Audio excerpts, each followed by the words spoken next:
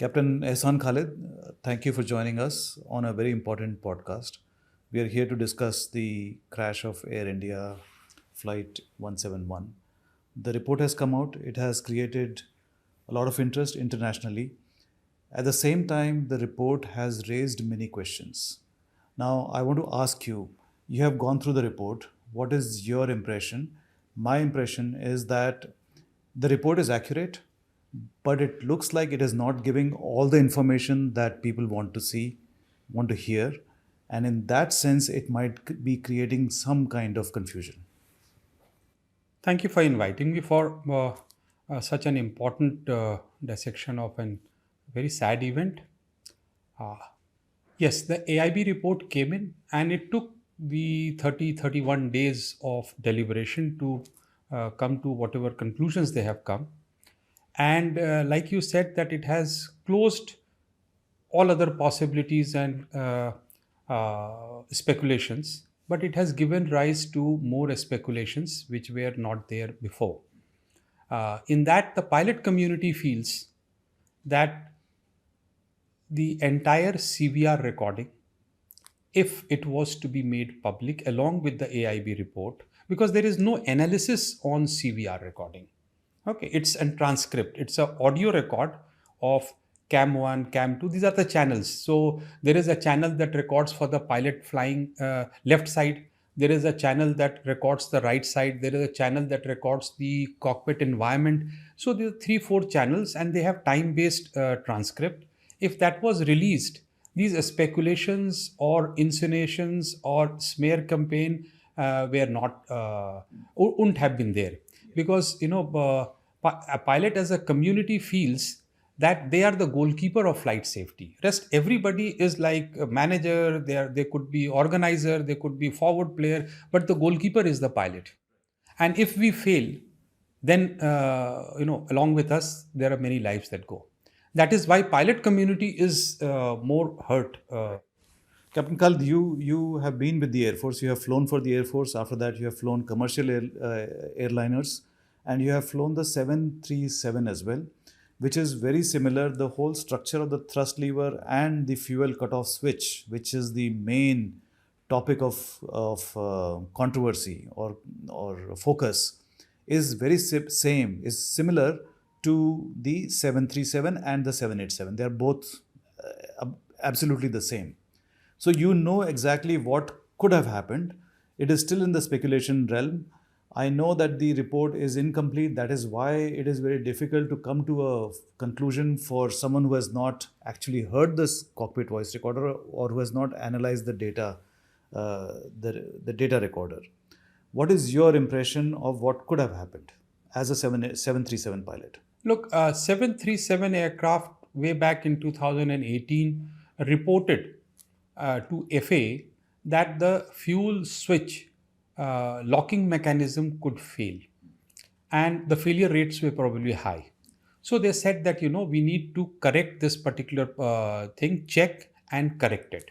However, it was an advisory that was issued at that point of time, and it wasn't even made mandatory by Boeing or Honeywell or GE. The switch is made by Honeywell. Okay. It is put to control the engine that is made by GE and on an aircraft which is Boeing. So FAA advisory was most applicable to all these 3 companies because they are anyway based in America and it is first applicable to them. Based upon an FAA advisory, it would be very unlikely that, an Air India would go on to make any structural modification.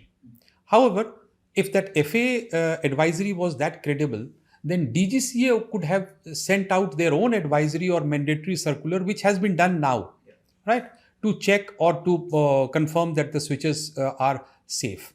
So the switches are similar. They have a sufficient dual lock system in which the pilot has to pull the switch up against the spring, slide it up, and then move it down, and the vice versa for cutting it off. In my opinion, it moving from one slot to another on its own is a very unlikely event. But how can I comment on this if FAA says it is likely? That is why maybe the AIB is looking in the direction that could it have probably failed. So the AIB report says that after the aircraft reached a speed of 180 knots, which is after it has left the ground. It has left the ground, and as soon as it reached 180 knots, immediately, immediately after that, engine 1 fuel cutoff switch transitions from run to cutoff, meaning that the switch was physically, it is what is being implied, that the switch was physically lifted and moved from run to cutoff position. Cutoff is down, run is up. It does not say exactly that, and that's why you were also careful in using the word it implies. While it is also true that the switch may be in one position, and that position may be one, and the second position is zero in electrical terms, and 0 to 1 or 1 to 0 could have transitioned because of an electrical malfunction or a signal malfunction, while the switch could be at the same point. That is why I think AIB, in their own judgment, were very careful in not using the word fuel switches were moved. Well, they could have used it. It's not that they don't know about it. Okay, they used it. The next line that they say, when the fuel switch is moved from cutoff to run, the start sequence starts. So they know this word to be used, but they did not use it. Okay, and I think very rightly, with abundant caution, they did not use this, because there is still a possibility that an electrical signal could have caused this. This is very interesting. So you are saying that while the plane was in the process of taking off, there could have been some electrical malfunction which created in the background, without the pilots knowing anything, in the background could have cut off the fuel. And that is what was recorded by the flight data recorder. Absolutely, sir. The disconnection of the fuel supply to the engine happened somewhere inside the aircraft without the pilots being aware. And then they realize that the engines have no fuel because the engines start spooling down. The sound is obviously missing. You know, the pilot who is flying knows that engine does not have any power. Is that what you're saying? That is right, sir. That pilot controls the engine fuel flow for, let's say, 0.1% of the time, and 99% of the time there is FedEx, there is EEC, there is so many electronic components. Yeah. And one of them, very notorious to have actually killed two engines at the same time, is TCMA. Yes. Right? So it is thrust control malfunction adjustment. Okay. And it was in Osaka 2019. And without the pilot's input, the engines had shut down. Okay, we'll explain this a little bit in more detail. In 2019, a 787 plane of ANA Airlines, Japanese airline, lands in Osaka, and without any input, any command, the engines shut down by themselves. Yes. That's what happened. There was a malfunction in the plane and the engines shut down by themselves. The plane had to be towed away because it could not be started again. That is absolutely right, sir. So that was the time that even pilots didn't know much about it, because these are the systems which are like, MCA system of Boeing 737 MAX. If the system is taking care of a lot of problems on its own, why burden the pilot with that knowledge? That is one way of looking at it. The other way is burden the pilot with a lot of knowledge. So TCMA is one such component that has shown in the past to have cut the engines without pilot's input. Right. Are there other components? We don't know. So now, let us say that there is this possibility that somehow the fuel was cut off without any intervention by the pilots. Both engines are shut off. What is it that the pilots are supposed to do at that point when there is a dual engine failure? What are you supposed to do? Right. So the dual engine failure is the rarest of the rare kind. And in that, the pilot has to immediately activate the memory items. Memory item meaning? Memory items means the pilot flying, without reference to the checklist, starts and does rapid decision making and actions. Dual engine failure will be a message.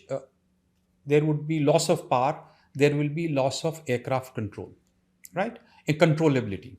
So all these three things says, okay, dual engine failure goes, the action is to put both the fuel switches from run to cutout, The same switch that we are talking about. that same switch, Okay. run to cutout, and then back to run. Run is supplying fuel, cutout is not supplying fuel. Right. Okay. So run to cutout and cutout to run. Now what it does is it initiates the reignition cycle. Okay. And aircraft is given the impetus, a fresh cycle to restart the engines. Okay. Okay. And in this case, the report says that cycle was reinitiated. Yes, there was a reinitiation at the speed of 180 knots. The switch was moved from run to cutoff, just like you said, because you have to restart the engine. Both engines have shut down. You want to restart. What do? You run to cutoff, and then immediately you move it from cutoff to run again.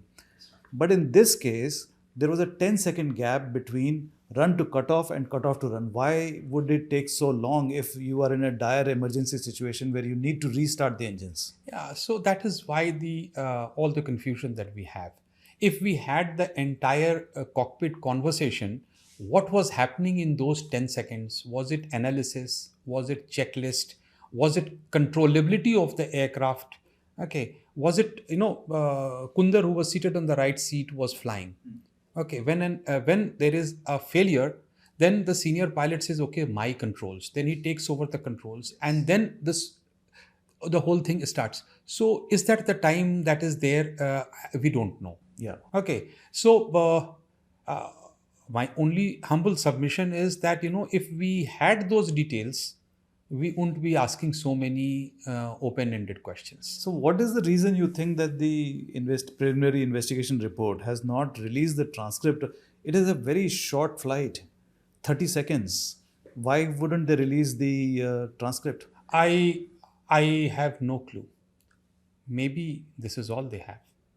This is all they have. Right. There was no. You mean there was no conversation? Right. Actually, I will tell you something. Of course, I have flown Boeings. I have flown a little of Airbus. I have flown Global, Bombardier, AN-32, Gulfstream. So a variety of. I have had 2-3 fundamental issues with the whole philosophy of Boeing, and one of them would be very apt to actually discuss now. We'll come to that. We'll come to that in a second. We'll just deal with the cockpit voice recorder thing.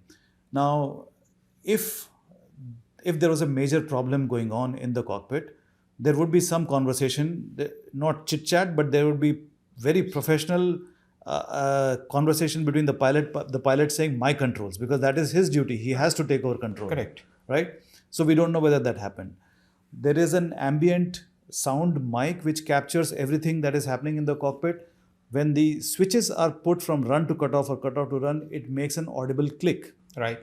The click would have been captured by the mic. Right. By the microphones in the cockpit. So we don't know whether all this has been done or not, which is why the transcript becomes so crucial. Now, let us say that this is all we have speculated on 2 possibilities. The second possibility was that there was a failure of the thrust. There was a thrust fault and both engines failed, and then the pilots tried to switch it on. Is there any other possibility where the fuel switch were disconnected inadvertently? Okay, with abundant caution. It pains all of us that there is a whole section of media, whole section of professionals, pseudo-professionals who are taking on the suicidal kind of an story. Because the report is in a way implying that one of the pilots committed suicide. Okay, so I would answer this question because this question needs to be answered a little in detail. Right. Okay. Since I have flown across Boeing, Airbus, various aircraft. So there is a number one problem with the Boeing logic of operation, and they need to correct it. Maybe they will do it after this. the pilot flying has to carry out the memory items. So the pilot flying has his hands on the yoke, Yes. on the steering column, Correct? and he is pulling it so that the aircraft goes up, and he's seeing out of the windshield, and all he's seeing is blue sky. He's focused entirely on that and the artificial horizon on the dashboard. Right. So the Boeing philosophy, Boeing manual, Boeing training ethics say that if there is a problem, the memory items will be carried out by the pilot flying whose workload has increased maybe 50 times. He's like in already this doing case. all this, and Right. then yeah, So let us assume that an event has occurred at rotation. rotation meaning lift. The aircraft is just getting airborne. Okay. An event has occurred. We will come to that event later, and which could be dual engine failure. And the pilot flying is supposed to do the memory items. Okay. This is a training design lacuna. Okay. The present aircraft that we fly, our SOPs say that pilot flying concentrates on flying and says, okay, memory items, this particular item, which Boeing doesn't have it. Okay. The number two problem with the Boeing that I think is that the very organization of the cockpit, okay, has a design flaw. Okay. There are just 4 switches in that cockpit that is written cut off or cut out. Okay. Okay. I would like you to show it to your viewers. Okay. And then we will take on a discussion. Okay. See if this is clearly So visible. the two black things are the thrust levers. The 2 black switches. No. At the top, the big ones are the is thrust lever. is the thrust lever, which is at the top when the plane is taking off. It is at the Correct. full thrust. Yeah. Below that is around the red rectangle, Most which you have infamous. drawn, is the infamous fuel cutoff switches. Correct. For left engine and the right engine. Now look to its right. And to its right are 2 red toggles. Correct. Which are also switches. Guarded. Guarded switches. The red part is the guard. Correct. Is the cover of a switch which is inside the cover. Absolutely, yes. And under that is written cutout. One is a cutoff, another is a cutout. Okay. Okay. It's there on Boeing 737, it is on 777, it is on 787. Okay. These 4 switches, okay, are obviously the most crucial one. The right 2 switches are the one in the focus.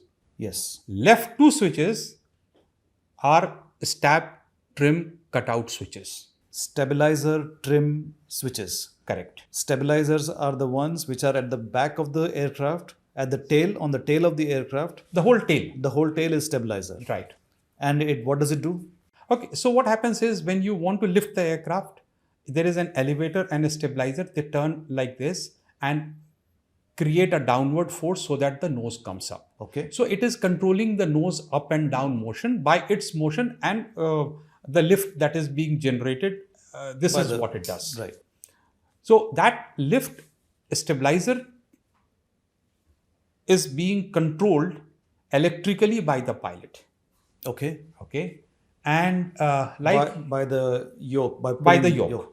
By the yoke, when he does, then there is the lift on this stabilizer is done. Okay. It has 2 transducers, one for the left side and one for the right side. Transducers are electrical components which send the signals to the... Right. So what it does is pilot is not connected to the stabilizer. Right.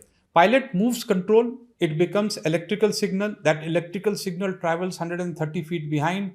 And that is where you have the transducer that changes this electrical signal and all the controls start moving behind. Okay. There are 2 of them. The redundancy, one fails, the other one still works. Okay. We are told, I have no report. We are told that the last flight, last mechanical input was pause, stab, position, transducer, fault. When it came from Delhi to Ahmedabad, right, there was a problem in the stabilizer. Right. And it was set right by engineers in Ahmedabad. Right. So this is from the report says that. From the report. Yeah. Okay. So once again, have a look at it. Okay. Those 2 red switches are the ones which are to be operated if there is a problem with the stabilizer. these switches cut off the stabilizer, takes them out of the equation, Right. in case they cause more problems. Right. Okay. So I'm answering to your question, is there a possibility of human error in which these fuel switches can be cut off? Okay. Now, if the pilot is flying, there is a problem with the stabilizer. Who is supposed to cut off the stabilizer? Is it the pilot flying or the pilot monitoring who is not flying? Okay, as per the Boeing checklist, pilot flying is the one who will execute the memory items.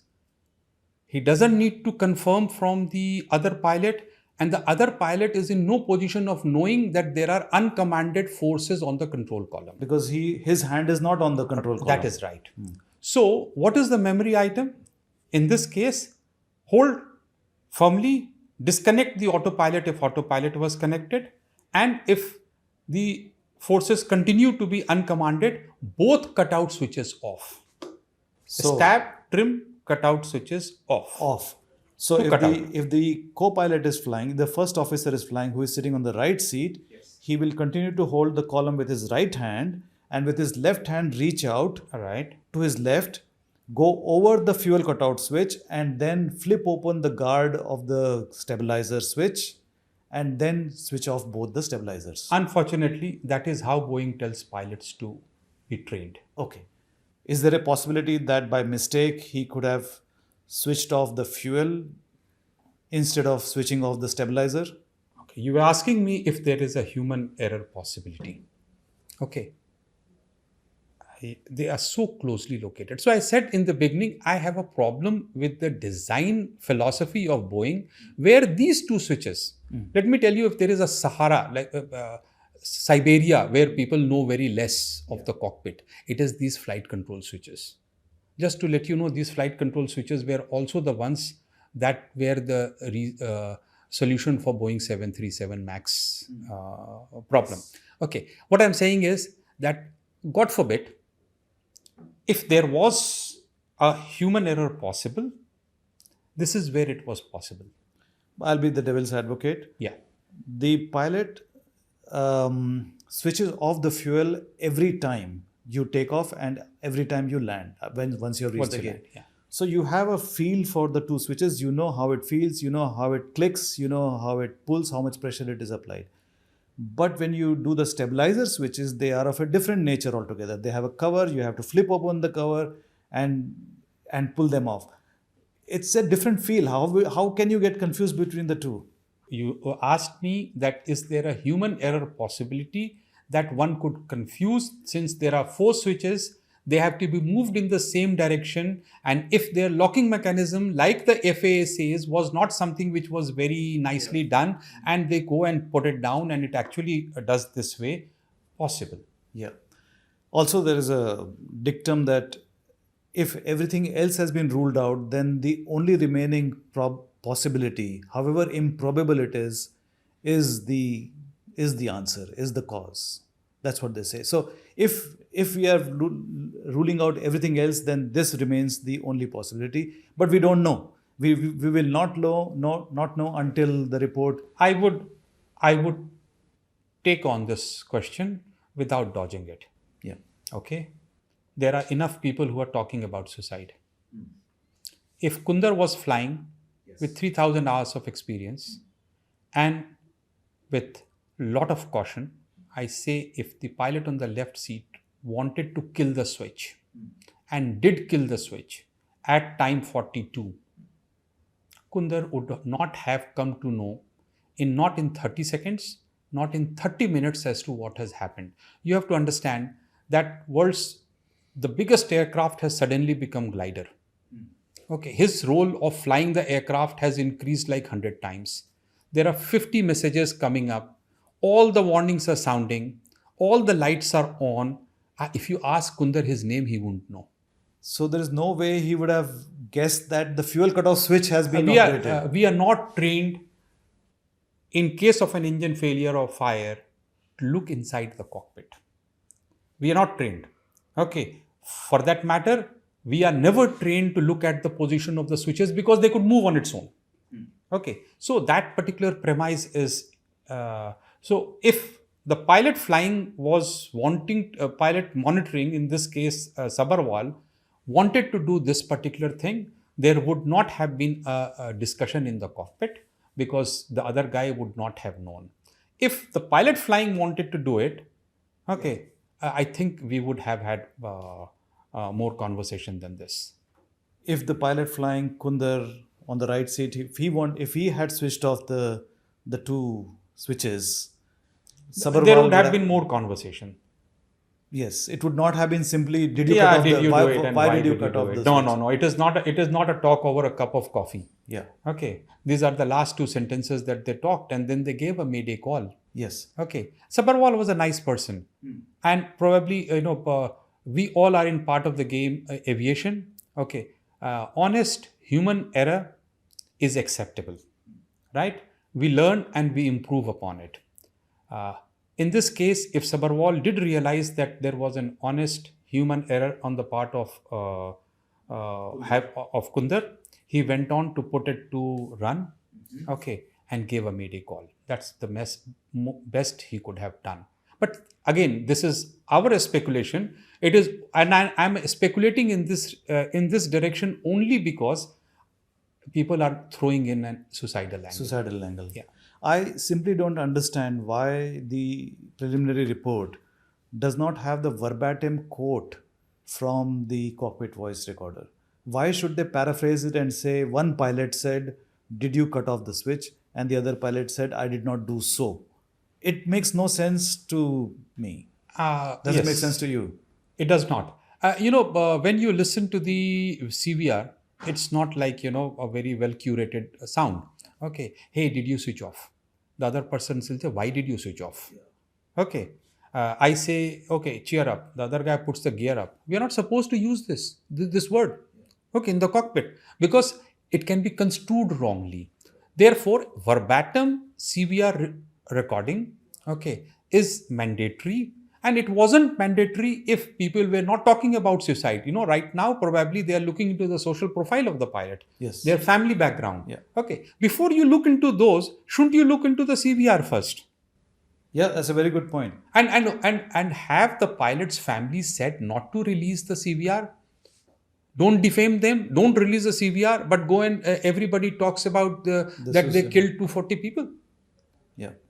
It just boggles the mind why the CVR has not been released, and it's causing so much confusion. One other question, I didn't really understand why the gear was not pulled up. Now tell me, at what point, in aviation language you say once the aircraft attains positive rate of climb, that is when the gear is landing gear is pulled up, which is almost immediately after it has taken off the ground, isn't it? Okay. So the thing is that, the positive rate is a call that is given by pilot monitoring. Aircraft is safely up and away, accelerating, and all the instruments are telling positive rate of climb. Okay. This will definitely happen after 3 seconds. After 3 seconds. Right. And before 3 seconds, if it is not safely up and away, not accelerating, then you do not give a call positive rate and you do not take landing gear up. I see. So that would be consistent. So the aircraft left the ground at 8 minutes 39 seconds, Right. UTC. All these times are UTC, not Yeah. Indian Standard Time. And 3 seconds later, it has reached a maximum speed of 180 knots. Yeah, according to me, that is pretty fast. If you see, while the aircraft was at V1 and V2, what is the speed V1? V1 was and VR? 153 knots and VR was 155. So in 2 seconds, it gained 2 knots. Yeah. Okay, and that is while it is on ground. Yeah. And in next 3 or 9 seconds, it accelerates by 20 knots. Okay, this is very fast acceleration. It shouldn't have happened.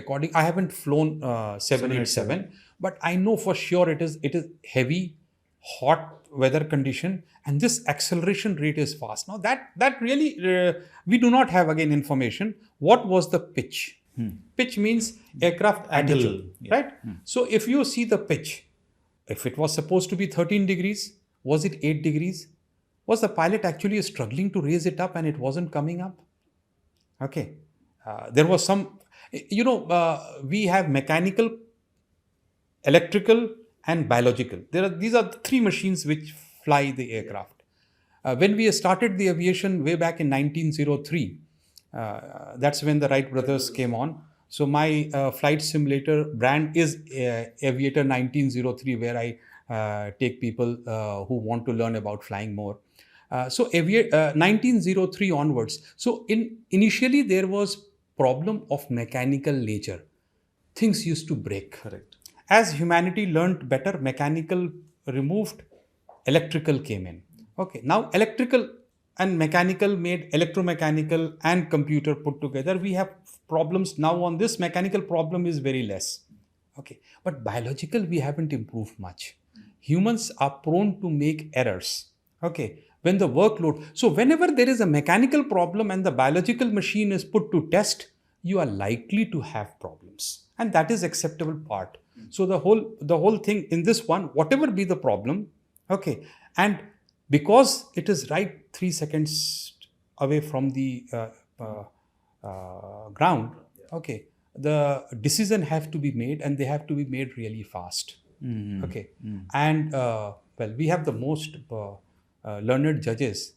They take years to make decision in which their life is not involved. Yeah. Here the pilots have to make a split second decision where their life is also involved, and Along probably with the billions of wise- dollars. Yeah. Okay. Yeah. So it's a difficult part of aviation, and we should learn and improve and become better. One other thing that bothers me is that initially it was said that the ATC received when the ATC received a Mayday call, they said the pilot also said thrust not achieved, but that reference is completely missing from the preliminary report. Yeah, Mayday call was given at what moment? Okay, what was the exact wording of Mayday call? Okay, it should have been in public domain.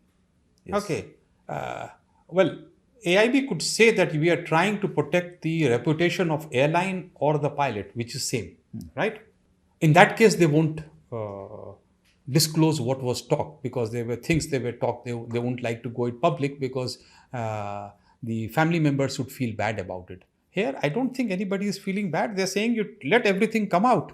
Okay, and we are okay to face it. Okay, so Mayday call, ATC conversation. AIB report goes into detail of what happened on the building, number 1, number 2, number 3, which is actually of no relevance to what actually happened. Where they have to say is silent. Right? Maybe they don't have many, because the CVR doesn't have much of discussion. I don't know. But even that one point, why did you cut off the fuel? That's why I said that we need to have the DF, flight data recorder, because what flight data recorder does is that it records the entire thing about the engine health. It also records the position of the stabilizer and its control position, and probably even the force on the control column. There are 2000 parameters which is not with me. Okay. So when you look at everything, you would be able to reconstruct the whole thing. Okay. And I'm sure they must have tried. But then if the information is that the aircraft was perfectly fine, and then engine wind down, and then they crashed, and there's no talking going on, it was silence. Okay. What do you make out of it? It doesn't ring true. Yeah. Right. Maybe. Because God forbid, if it was the stabilizer human error, I presume it will be silence in the cockpit. I see. When they realized that there was Absolutely right. that they have fiddled with the wrong switches, there would have been total silence, because they would be focused They on... did the corrective action. Yeah. And just waited for waited and hoped like hell that engine rev up. But hope when like hell. when they realize something is like it is not going to work, the engines are not reigniting, they would have said something. I know. But so we need to know. But in my opinion, see, if CVR says all silence, okay, there is this angle to be investigated more. Yeah. So this stabilizer angle, not a single expert has brought it up. This is a completely new angle that you have No, introduced. when way back, I stopped looking at I stopped flying Boeing 737 in 2008. And even then, I used to have a problem with this location of these switches. And, but then, I don't know, some logic in being there. And definitely, memory items should not be done by While the pilot pilot who is flying. flying if it is being manually flown. Pilot flying and autopilot engaged, memory items by the pilot flying. All right. Okay. Now, yeah. Just, But yeah, go Go ahead. ahead. But if the pilot workload has increased, He should not be, he should not be the one burdened who with should be more. doing a memory item. Okay, so this is what should be the lesson learned by Boeing and the airlines. And the protocol in the cockpit is such that the pilot flying has both hands on the steering column or the After yoke V1. after V1. But before that, his left hand, or if the pilot is on the right seat, his left hand is on the thrust levers. Yes. Until V1. Yes, sir. V1 is the decision speed, after which you cannot abort the takeoff. You have to take off no matter what. Right. That is V1. Until then, his hand is on the thrust lever. Absolutely. And as soon as the V1 crosses to VR, his hand comes off. Does the co-pilot, the other pilot, does he put his hand on the thrust levers? It is not a practice mandated by Boeing manual, but But can airlines mandate it? look, when you mandate something which is not been mandated there is a pros and con. Like somebody would say that the hand should not have been there. That is how something happened. Okay. But when we were in Air Force and flying training aircraft with youngsters, then we used to always guard these switches because he could do anything. Okay. That's not the philosophy of operating commercial airline though. And both were experienced pilots. Kundar was also had 1,000 hours on this type. Yes. No, between them, they had 19,000 hours. Yeah. Okay. So, but as I said, that human biological machine hasn't evolved along with the mechanical and electrical machine. And this continues to be the weakest link between the philosophy of Boeing and Airbus. Okay. Airbus tries to automate more. Yes. Okay, because they think that human link will be strengthened by automation. Boeing wants to keep it a little more manual. Yeah. It's the mystery will continue until the final report is out. It will take about a year. And in the meantime, we just have to wait. Our hearts go out to all the victims and their families who have suffered so much. Our prayers are with them. Yes, sir. And well, after 1 year, who will be interested in knowing? Do we remember anything about Cozy? Or there are so many accidents. People will these will be names. Therefore, my humble request through you to the decision makers is release as much information as you have, and so that we learn more and we have better systems. Not after 1 year, but today. Thank you very much, Captain Ehsan Khalid. Thank you, sir.